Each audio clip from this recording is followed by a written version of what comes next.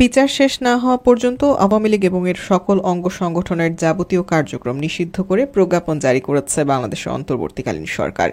আর এই প্রসঙ্গটি মার্কিন পররাষ্ট্র দপ্তরের প্রেস ব্রিফিংয়ে উঠে এসেছে। মঙ্গলবার ১৩ মে নিয়মিত ব্রিফিংয়ে এক প্রশ্নের জবাবে এ বিষয়ে যুক্তরাষ্ট্রের অবস্থান জানান মার্কিন পররাষ্ট্র দপ্তরের উপমুখপাত্র টমি পিগট। তিনি বলেন, আমরা জানি অন্তর্বর্তীকালীন সরকার আওয়ামী লীগকে সব ধরনের রাজনৈতিক কর্মকাণ্ড থেকে নিষিদ্ধ করেছে, যতক্ষণ না দলটির বিরুদ্ধে বিশেষ ট্রাইব্যুনালের রায় আসে। আমরা বাংলাদেশের কোনো নির্দিষ্ট রাজনৈতিক দলকে সমর্থন করি না। আমরা একটি মুক্ত ও গণতান্ত্রিক প্রক্রিয়া এবং সবার জন্য ন্যায়সঙ্গত ও স্বচ্ছ বিচার প্রক্রিয়াকে সমর্থন করি। অপরদিকে আওয়ামী লীগের কার্যক্রম নিষিদ্ধ করায় আনুষ্ঠানিকভাবে উদ্বেগ জানিয়েছে ভারত। মঙ্গলবার সন্ধ্যায় দিল্লিতে পররাষ্ট্র মন্ত্রণালয়ের নিয়মিত ব্রিফিংয়ে মুখপাত্র রণধীর জয়সওয়াল বলেন, কোনো উপযুক্ত পদ্ধতি অনুসরণ না করেই আওয়ামী লীগের ওপর নিষেধাজ্ঞা আরোপ একটি উদ্বেগজনক ঘটনা।